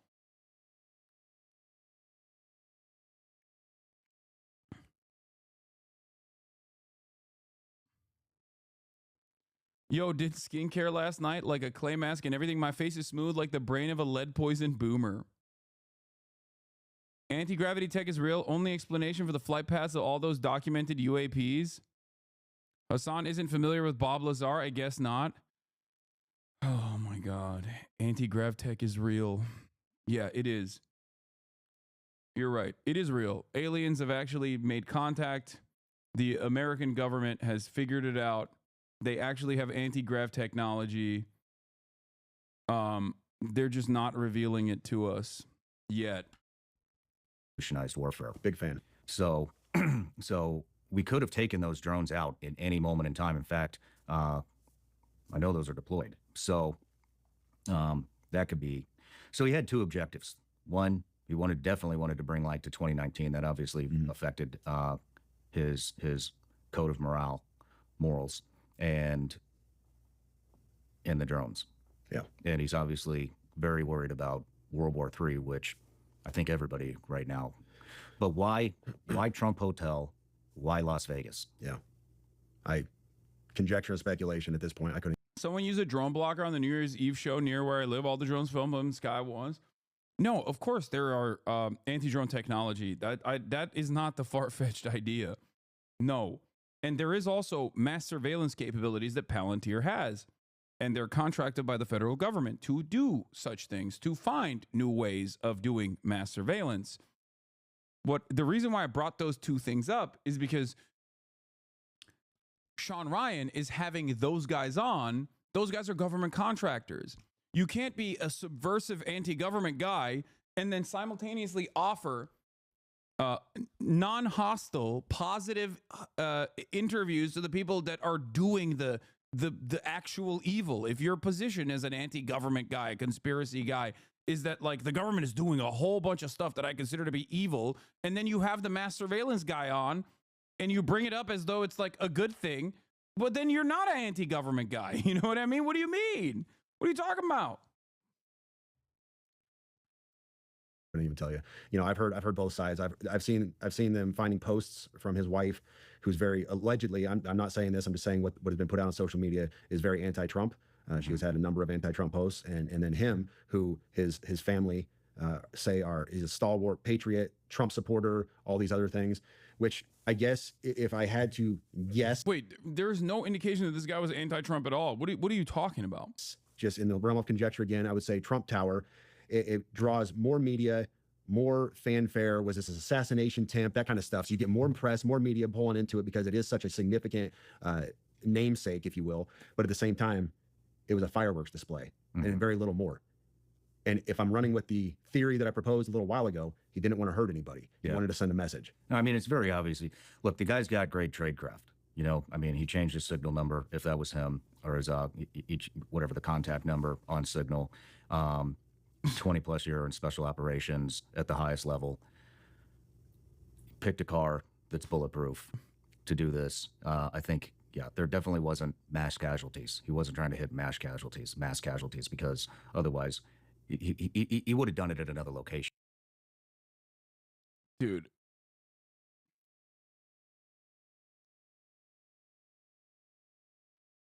That is... I love the idea where you have to maintain the position that like our beautiful special operations veterans are all Jason Bourne. And therefore, if they really wanted to blow something up, I tell you what, they would do a much better job than the ISIS veteran guy. I promise you, okay? They would. Yeah, I think he just wanted to kill himself, okay? I think he was... Look, if there's a conspiracy there, and there could be one, okay? I'm not saying that there isn't. If there's a conspiracy there, I doubt that it is in line with whatever these guys are firmly committed to, okay? If there's a conspiracy there, it is more likely that the conspiracy revolves around, I don't know, whatever he did in as a part of his like special forces operations, and then he, you know, went a little too far and got burned. The most likely scenario here, I think, is that, you know, he's a vet who was it? We were talking about this the other day. Like, a lot of the special forces guys refuse to get mental health evaluations or refuse to get therapy because they have career ambitions, and getting any sort of mental health evaluation beyond whatever the military is giving you and getting therapy for that kind of thing actually limits your upwards mobility. So most likely, you know, he left a lot of things untreated, and you know, probably bricked his brain a little bit.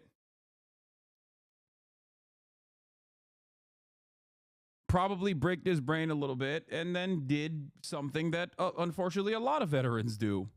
right? I think that's like the more likely scenario. And it seems like he believed a whole bunch of crazy stuff that was also happening, that the government was like tracing him and tracking him and stuff like that.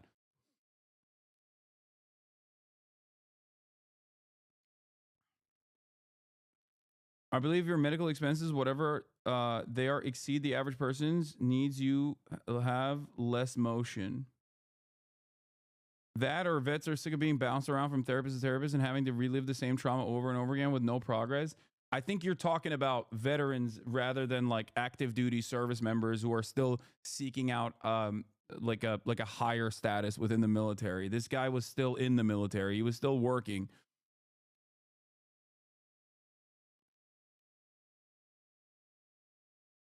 As an Air Force vet, can confirm the perception that getting help will ruin your career opportunities.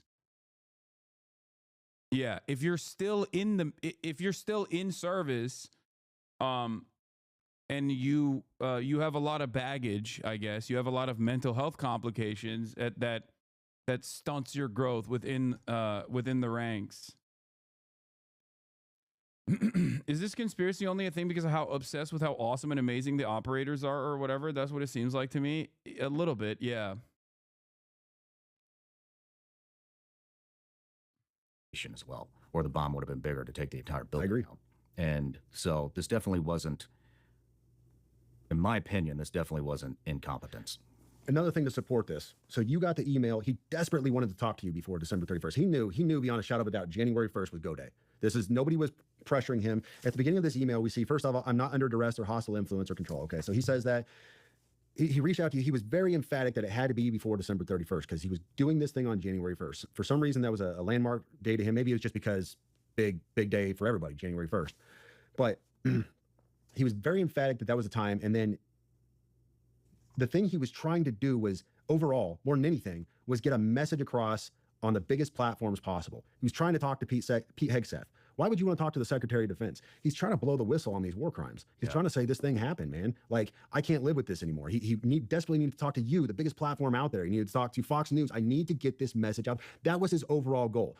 In everything else, everything I've seen, I have not seen the intended goal was to kill himself or to create a mass casualty event. It is to get this message out. And how can I do that? What is the biggest bang for my buck?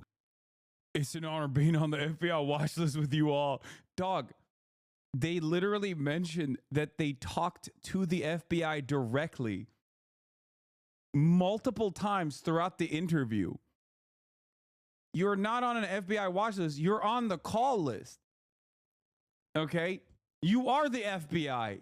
You are the feds. Like, what are you talking about?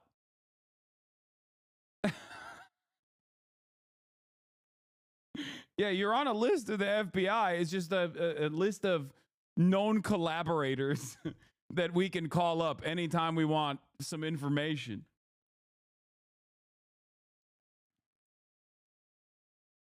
How can I get that done? That's what I'm seeing here. Yeah. It's a damn good point. Wow. Do you think there was any correlation between him and the New Orleans attack? No. I don't either. I looked at all of that. I looked at the posts. I looked at the, people are scrambling for news. Everybody wants to post something. They want to be the guy on social media that posts the groundbreaking thing. And I saw these connections to Fort Bragg, and they deployed together at this time. And great. So did 500,000 of the rest of us. I was at Fort Bragg. Oh man, tie me to Delta Force. I must. Uh-oh. I was there. Who amongst us hasn't been to Fort Bragg? I mean, he's not wrong.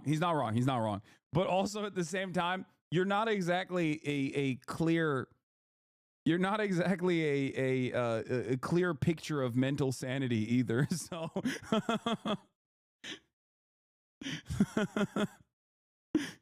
who amongst us must have been part of Delta Force and some side. No, I had nothing to do with them. It's this nonsense. It's a big organization. The Army is very large. You're picking things out and you're trying to make this a thing. That New Orleans guy was a staff sergeant who got out of the active duty Army in 2015, and he was in the reserves until 2020. People are saying in the last year he was radicalized. I talked to multiple of his peers, to include, I'm going to be very very careful with this. Former leadership, I'm not going to give what echelon they were at, former leadership of his, there was no indication at all back then that he was radicalized. He didn't say radical. I've seen the posts. I saw several people who were saying, well, we have confirmed posts that he was saying radical Islamic things. I don't believe it because nobody he worked with confirmed that. They said, no, we had no indication that he was like this. And if you talk to people now, they said in the last year, he was radicalized. He started taking on these more radical teachings of Islam and everything else. And he had this, he fell into financial hardship and all these other things. So you're telling me this guy who was a former 42 Alpha S1 guy, human resources, pushes your paper, and then an IT guy, 25 Bravo, is somehow connected to a Green Beret team sergeant? Dude, I love the tactical speak in here though. Hey, 25 Bravo. He's a 42 Alpha, then a 25 Bravo. Oh, it's so sick. Oh, Jesus. This guy's an 18 Zulu. He has no connection. He's special forces. He's spec ops.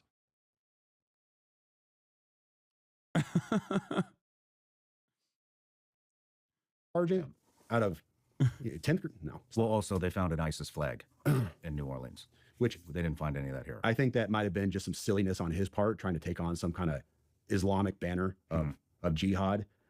Low key, this part is not that off base, I think. Look, the way I see like there's a term for it, okay? They say ISIS affiliated versus like directly ISIS inspired, I think. Well, I don't know what the exact terminology is, but like the thing that the media is reporting now from what the FBI has said thus far is that he might have been ISIS inspired rather than ISIS affiliated. And what ISIS inspired means is that he didn't actually have a direct contact with ISIS or any connection with ISIS and just kind of decided to take on the moniker. And that could have happened. That has happened in the past. There are people who either get radicalized online in the same vein as a lot of mass shooters are radicalized online through like Telegram channels, like Terrorgram, like the girl that did the mass shooting a couple weeks ago. Like that would be a direct connection versus someone who has no immediate affiliation or any connection whatsoever and just decides to adopt the moniker. And that is like, that would be someone just saying like, I'm doing something crazy and I'm doing it for ISIS, even if it's not, there is no direct point of radicalization. So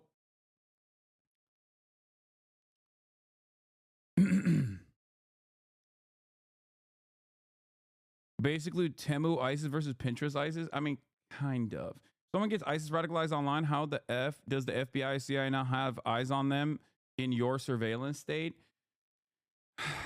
I mean, I guess like it's very hard to actively track and monitor every single person, but that's probably the most likely thing that happened. I doubt he had any contacts with ISIS recruiting cell or something. ISIS being the most notable group, he could have said any Islamic fundamentalist group. ISIS is just most well known to average Americans. Yeah, but we don't know. I still don't know. Maybe there's more information that's come out that I haven't seen yet, but I don't know if there was like a direct point of contact. But it does happen. So I see it in the exact same vein as the way these white nationalist groups operate as well. If you're like a young, usually a young man, a young boy, and you are radicalized online, you go to these like Discord groups or Telegram groups, or any number of different groups like that, where they try to urge you to carry out an atrocity, a mass shooting or whatever. And it happens. It happens with regular frequency, as a matter of fact.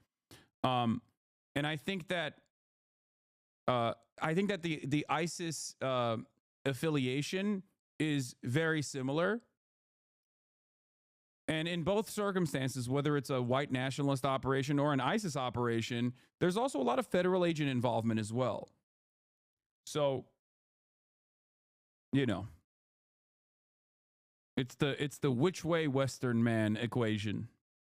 Yeah. I would conjecture, all conjecture, say that is likely. He has no A affiliation. young 42-year-old boy? No, I was talking about a young man, like a mass shooter. Oftentimes, I'm looking at like the profile of like a white supremacist, white nationalist mass shooter. They are usually young men, young white men in general, but sometimes they're like also Hispanic too. If you're like the overarching profile of white nationalist, white supremacist terrorists that do like mass shootings or try to do an act of terror to create a race war or whatever, that's usually like a young man that got radicalized directly through a white nationalist far right Telegram channel or some kind of correspondence. And then there are instances where yes, if you're older, also have issues in your life, and you find yourself in the throes of radicalization, you can be like you can find yourself communicating with like I guess an ISIS affiliate or something that will try to get you to carry out an attack in a similar fashion. He says, but I wonder. I don't really believe in coincidences. And both of these explosions happened in the same day, or both of these attacks, whatever you want to call them, happened on the same day. The attack and the explosion, which obviously wasn't meant to be an attack. That's fair, and I don't believe in coincidences either normally. But I look at a landmark day like January 1st, and I think, what better day? Any day, I'm going to do a thing. January 1st. Yeah. And I think. Chat, stop viewing Luigi's a hero. I'm reading some comments. Just read some Lenin, my guys. Oh my God, Mr. I read Lenin, and I actually think adventurism will not cause the revolution. Yeah, everybody understands that. Okay. Like, yeah.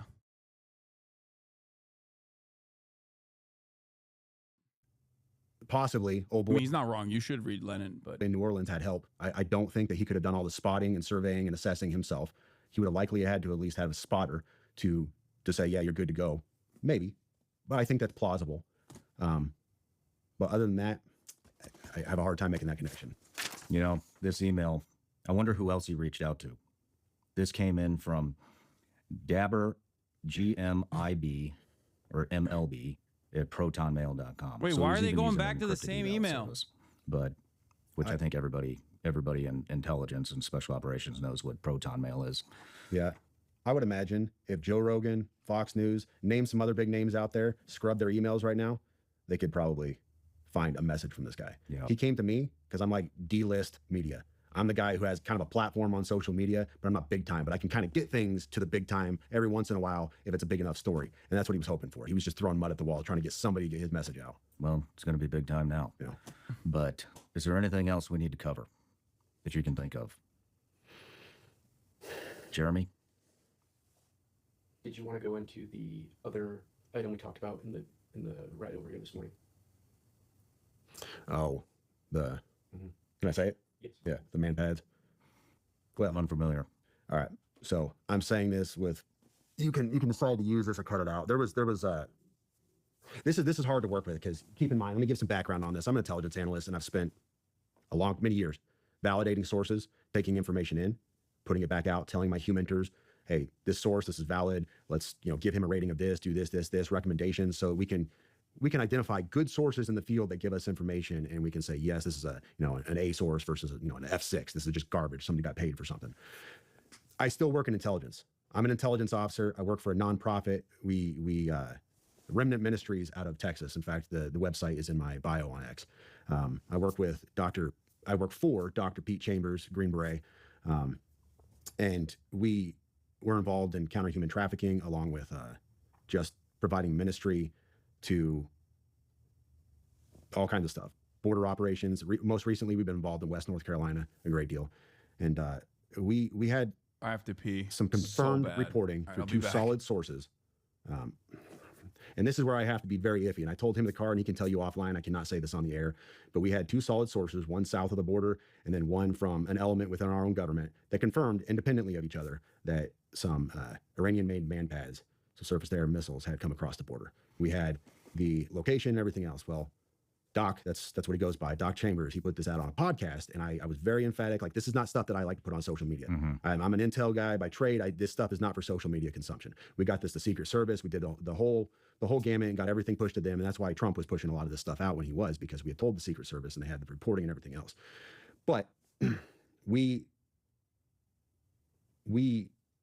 have not, to my knowledge, have not recovered those man pads. Now, I'm not privy to that, but what I do know we have done is we have apprehended the couriers on a second run of theirs, and we have local law enforcement got together with federal law enforcement and rolled up the safe house in, I will not say that on this show, but they rolled up the safe house where it was, and we have since identified what that issue was on the border.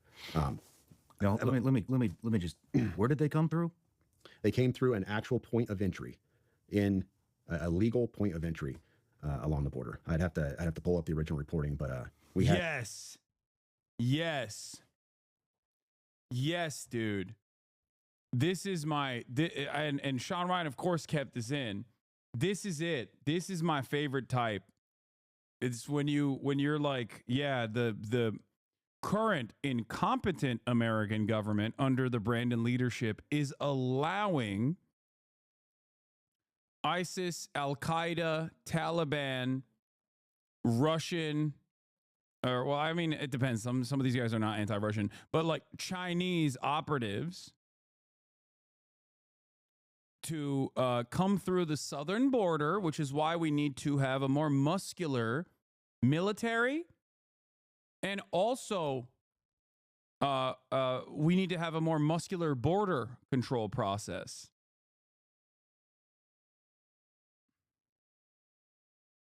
Iranians are coming in. Iranians are coming in from the southern border to do Iranian-style terrorism. The actual. So we now have Iranian missiles. Who knows how many inside the United States? That is not something you're going to see in a lot of places. Like I said, I didn't even want to talk about it. It was one of those things where I was just amplifying what he was putting out already, because I was like, man, I don't know about putting this out. But it was something we found was pertinent, because at the time, Trump was still campaigning. He was flying around, and there was the reports were their intent was to take down Trump's airplane. So at the time, Secret Service switched things up a bit, and allegedly, from what I've told, they started flying him around on charters for a while until they could identify and kind of mitigate that threat. But that was the reporting stream that was coming out at the time. Feds handled it, off my plate.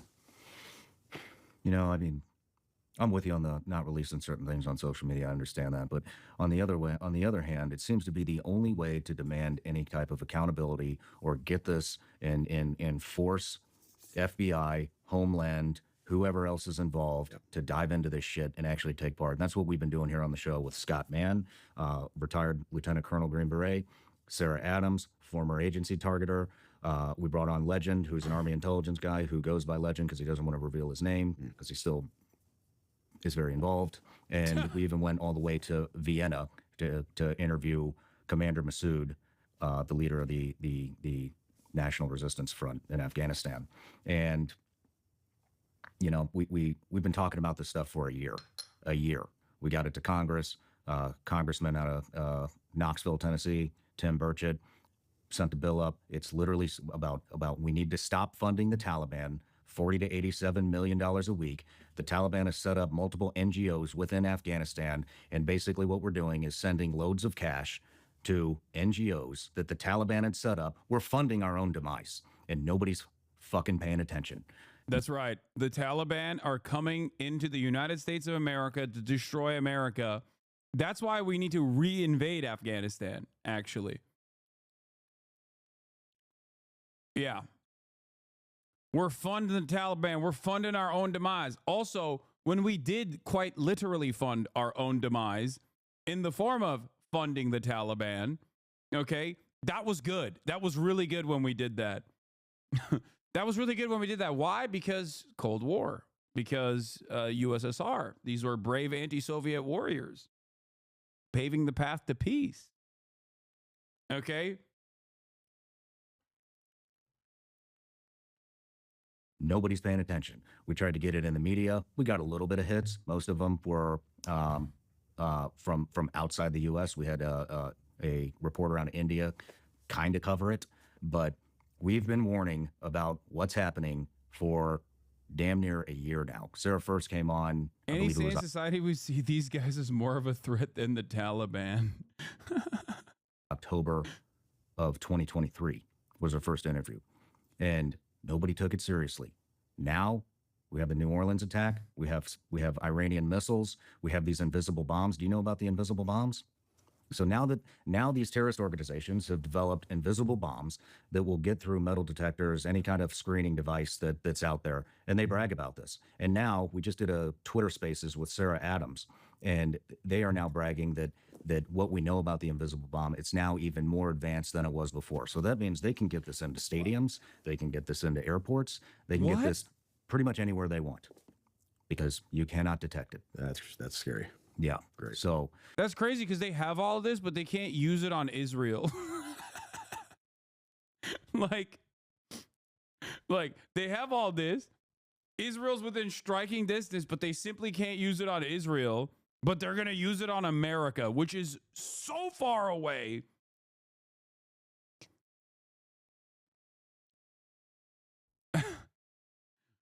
Anyway, for the people out there, look, there's no stopping. Same for ISIS. Okay, come on, chatter.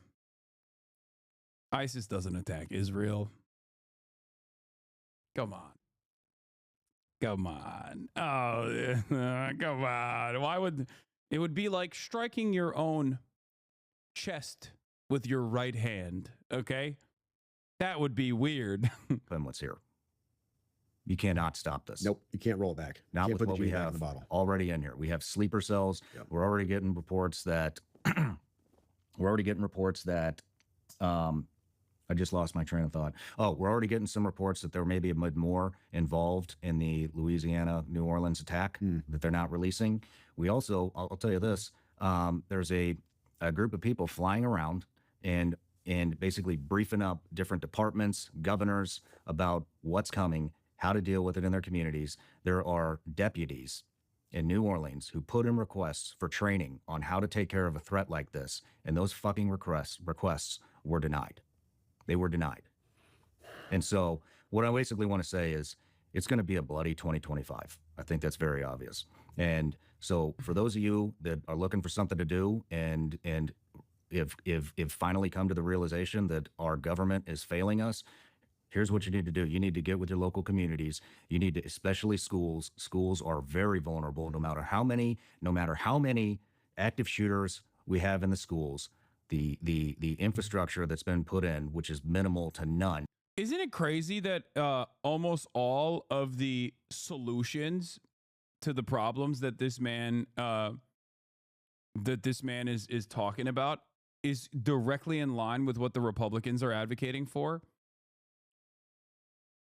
Just something interesting that I've seen from the supposed so-called independent media, the anti-mainstream narrative guys.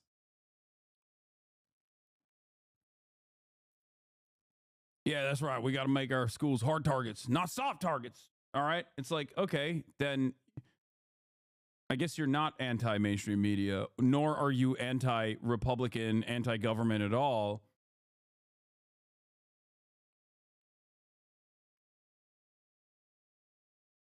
And a lot of schools still have none. You better start holding your schools accountable, and you better start raising hell and having them upgrade security no matter what the cost, because no matter what the cost is, it's not going to amount to the loss of life that we will potentially see throughout the United States. And start calling your congressmen, get these guys to do something. Yeah. Start calling your senators, get these guys to do something. They have been warned for over a year that this is coming, and nobody wants to take it seriously. Nobody wants to take it seriously. Yeah. Contact our underfunded schooling system is in dire need of funding not for books or smaller classrooms or more teachers, but instead for hardening its security, hardening the school infrastructure to make sure that we can take care of the threats from within. God forbid you ban guns, though. Do not even suggest some pussy shit like that, okay? To the House Foreign Affairs Committee, they did like a Zoom call. A Zoom call. Yeah, that's Just for a little media hit. Our government is failing us. And so it's in our hands now. It's your kids. It's your wife. It's your husband. It's your parents that are going to pay the price for what we have installed in this country. And it's now up to us because they aren't going to do anything. So on that note, like I said, I'm Shawn Ryan. This is the Shawn Ryan Show, #1 podcast.